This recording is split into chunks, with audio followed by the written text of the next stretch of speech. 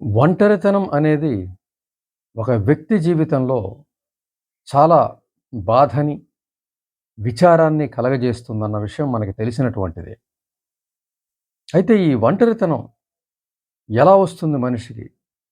చుట్టుపక్కల అందరూ ఉండగా, స్నేహితులుండగా, బంధువులుండగా, పరిచయస్తులుండగా, ఇరుగు పొరుగు వారుండగా, ఇంట్లోనే సభ్యులుండగా, ఈ మానసికమైనటువంటి ఒంటరితనం ఎలా వస్తుంది అని మనం ప్రశ్నించుకుంటే, ఒంటరితనం అనేది నీకు నువ్వు లేనప్పుడు కలిగేటువంటి ఒక భావన. అంటే ఏదైనా నీకు సహాయం చేయాల్సి వచ్చినప్పుడు, నీకు నువ్వు చేసుకోలేనప్పుడు, నిన్ను నువ్వు గౌరవించుకోలేనప్పుడు, నీ ఆత్మగౌరవానికి నువ్వు విలువ ఇవ్వనప్పుడు, నీ ఇష్టాలకు నువ్వు ఈ విలువ ఇవ్వనప్పుడు, స్వీయ అభిమానం లేనప్పుడు, ఇలాంటి మనస్తత్వంతో పెరిగినట్లయితే తప్పనిసరిగా ఒంటరితనపు భావన వచ్చే అవకాశం ఉంది మనసులో.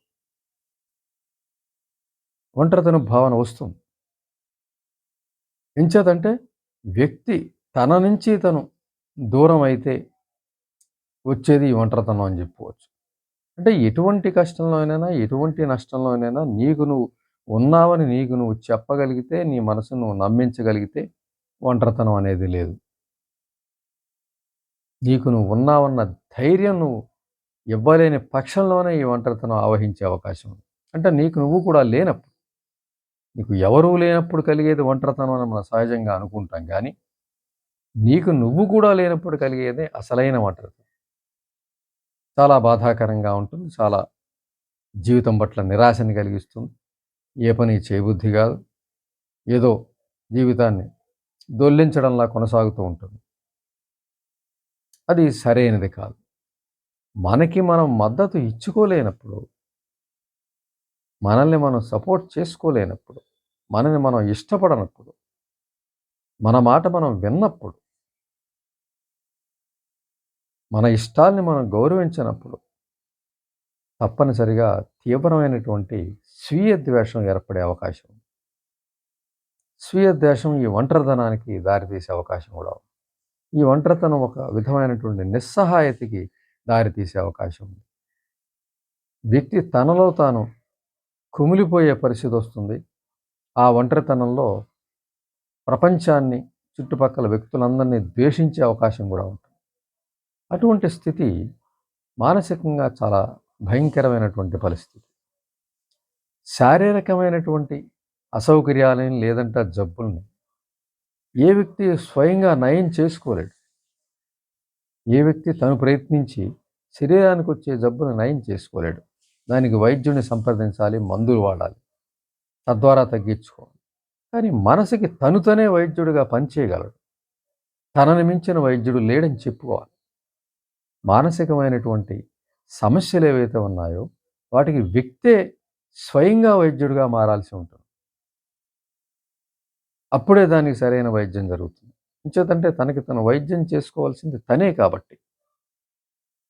ఒంటరితనం విషయంలో కూడా అదే జరగాలి. నేను ఒంటరిగా ఉన్నాను, నాకెవ్వరూ లేరు అనే ప్రస్తావన మనసు తీసుకొచ్చినప్పుడు తప్పనిసరిగా పరీక్షించుకోవాల్సిన ఫస్ట్ టెస్ట్ ఏది అంటే నీకు నువ్వు ఉన్నావా అనే ప్రశ్న వేసుకోవాలి.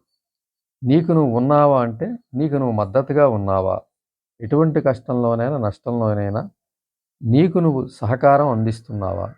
నువ్వు నీకు మద్దతుగా ఉన్నావా? నీకు నువ్వు ధైర్యంగా చెప్పుకుంటున్నావా? నువ్వు ఆ కష్టం నుంచి బయటపడడానికి మనస్ఫూర్తిగా ప్రయత్నం చేస్తున్నావా? ఈ రకమైన ప్రశ్నలు వేసుకుంటే నో అనే సమాధానం వస్తే అదే తీవ్రమైనటువంటి ఒంటరితనానికి దారి తీసే అవకాశం ఉంది. దాని నుంచి డిప్రెషన్‌లోకి వెళ్ళే అవకాశం ఉంది. సాధారణమైన జీవితాన్ని నుంచి దూరం అవ్వాల్సిన పరిస్థితి కూడా వస్తుంది. తీవ్రమైన ఒంటరితనంలో ఏ పని చేయని పరిస్థితి, దేని పట్ల ఆసక్తి లేని పరిస్థితి. అటువంటిది మంచిది కాదు. వ్యక్తి వ్యక్తిగా జీవించాల్సిన ధర్మం ఉంది. ఆ ధర్మాన్ని కాదని దాని వ్యతిరేకమైన దిశలో వెళ్ళడం మంచిది కాదు. కాబట్టి ఒంటరితనపు భావన అన్నది ఎవరికైనా కలిగితే నాకు నేను ఉన్నానా అని ప్రశ్నించుకుంటే దానికి సమాధానాన్ని బట్టి ఆ వ్యక్తి ఒంటరితనం ఆధారపడి ఉంటుంది. నీకు నువ్వు ఉన్నావని ఎస్ అనే సమాధానం రావాలంటే నీ విషయంలో నువ్వు అత్యంత జాగరూకతతో ఉండాల్సిన అవసరం ఉంది. నిన్ను నువ్వు ప్రేమించుకోవాల్సిన అవసరం ఉంది. ప్రాధాన్యత ఇవ్వాల్సిన అవసరం ఉంది. అత్యధికమైనటువంటి ప్రాముఖ్యతనివ్వాల్సిన అవసరం ఉంది. నీ కోరికల పట్ల, నీ ఇష్టాల పట్ల, నీ ఆశల పట్ల, నీ లక్ష్యాల పట్ల తప్పనిసరిగా అత్యధిక ప్రాధాన్యత ఇవ్వాల్సి వస్తుంది. శారీరక ఆహార్యం విషయంలో, అన్ని విషయాల్లో ఎంత ఎక్కువ ప్రాధాన్యం నువ్వు ఇవ్వగలుగుతావో అంత నీకు మద్దతు నీకు నువ్వు ఇచ్చుకున్నట్టుగా భావించాల్సి వస్తుంది. ఏ కష్టంలోనైనా, ఏ నష్టంలోనైనా నీకు నువ్వు ఉన్నావని నువ్వు చెప్పుకోగలగాలి. నేనున్నాను, ఎటువంటి కష్టమైనా నేను బయటపడతాను, నాకెవరి సహాయం అవసరం లేదు, లేదంటే ఎంత కష్టమైనా నేనే పడగలను, ఆ సామర్థ్యత నాకుంది, ఆ సామర్థ్యం నాకుంది అని సమాధానం చెప్పుకోగలిగితే తప్పనిసరిగా మనసు ఒంటరితనానికి లోను కాదు. వ్యక్తి తనకి తను లేనప్పుడే తీవ్రమైన ఒంటరితనం వస్తుంది కాబట్టి వ్యక్తి తనకి తను ఉన్నాడని నమ్మగలిగితే, చెప్పుకోగలిగితే, ఆచరించగలిగితే ఒంటరితనం అనేది ఉండదు. అంచేత వ్యక్తి ఒంటరితనం భావానికి లోనైనప్పుడు ప్రశ్నించుకోవాల్సింది అదే. నాకు నేను మద్దతుగా ఉన్నానా? జరిగిన సంఘటనలో కానీ, గత జీవితంలో కానీ ఏ విషయంలో నాకు నేను మద్దతుగా నిలిచాను, నన్ను నేను సపోర్ట్ చేసుకున్నాను, నా ఇష్టాలను నేను ప్రేమించాను, నా అభిప్రాయాలను నేను గౌరవించుకున్నాను, నా కోరికలను నేను తీర్చుకోగలిగాను, నా ఆశల్ని నేను నెరవేర్చుకోగలిగాను. ఇన్ని ప్రశ్నలు ఒక్కసారి వేసుకోగలిగితే, వాటి సమాధానం తెచ్చుకోగలిగితే అందులో సమాధానం దొరికే అవకాశం తను తాను ఎంతవరకు మద్దతు ఇచ్చుకున్నాడు అనే విషయం. దాని మీద ఈ ఒంటరితనం భావన ఆధారపడి ఉంటుంది. కాబట్టి జరిగిన విషయం ఎలా ఉన్నప్పటికీ కూడా ప్రస్తుతం ఒంటరితనం భావంలో ఉన్నటువంటి వ్యక్తి తప్పనిసరిగా తనకి తను మద్దతు ఇచ్చుకోవాలి, తనకి తను ఉన్నాను అన్నది రూఢిగా మనసుకి చెప్పగలగాలి. అలా చెప్పగలిగితే మనసుకి ఒంటరితనం ఉండదు. తనకి తన మద్దతు ఇచ్చుకోలేనప్పుడే ఆ ఒంటరితనం ఏర్పడే అవకాశం ఉంది. తన ఇష్టాన్ని పట్టించుకోనప్పుడు, తన పట్ల తను అశ్రద్ధ చేసుకున్నప్పుడు, తన కోరికల పట్ల నిర్లక్ష్యం వహించినప్పుడు, తన ఆశల పట్ల ఎటువంటి ఆశ లేనప్పుడు, ఇటువంటి స్వీయ నిరాసక్తత వల్ల, స్వీయ అశ్రద్ధ వల్ల, నిర్లక్ష్యం వల్ల తీవ్రమైన ఒంటరితన భావానికి లోనే అవకాశం ఉంటుంది. కాబట్టి వాటి పట్ల శ్రద్ధ వహిస్తే, వ్యక్తి తన పట్ల తాను శ్రద్ధ వహిస్తే, లక్ష్యాల పట్ల శ్రద్ధ వహిస్తే, ఆరోగ్యం పట్ల, ఆహార్యం పట్ల ప్రతి చిన్న విషయంలో కూడా అత్యధిక ప్రాముఖ్యం ఇవ్వగలిగితే, ఆత్మగౌరవాన్ని రక్షించుకోగలిగితే, ఆత్మగౌరవం అంటే తన మాట తను వినగలగడం, తను అనుకున్న పని అనుకున్న వేళకి అనుకున్న విధంగా చేయగలగడం, ఇవన్నీ కూడా చేయగలిగితే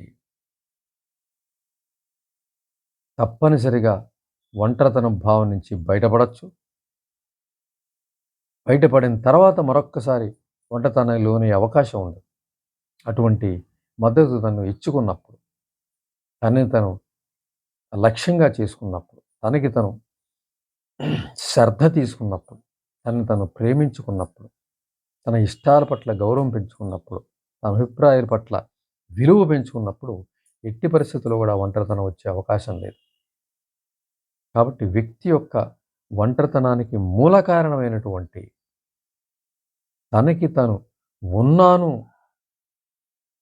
అనే విషయాన్ని మనసుకి నచ్చజెప్తూ దానికి సంబంధించిన చర్యల్ని చేపట్టినప్పుడు ఎటువంటి కష్టంలో అయినా, ఎటువంటి నష్టంలో అయినా, ఎటువంటి కష్టాన్నైనా ఎదిరించవచ్చు, ఎటువంటి నష్టాన్నైనా భర్తీ చేసుకోవచ్చు. జీవితాన్ని సంతోషంగా, ఆనందంగా, విజయభావనతో కొనసాగించవచ్చు.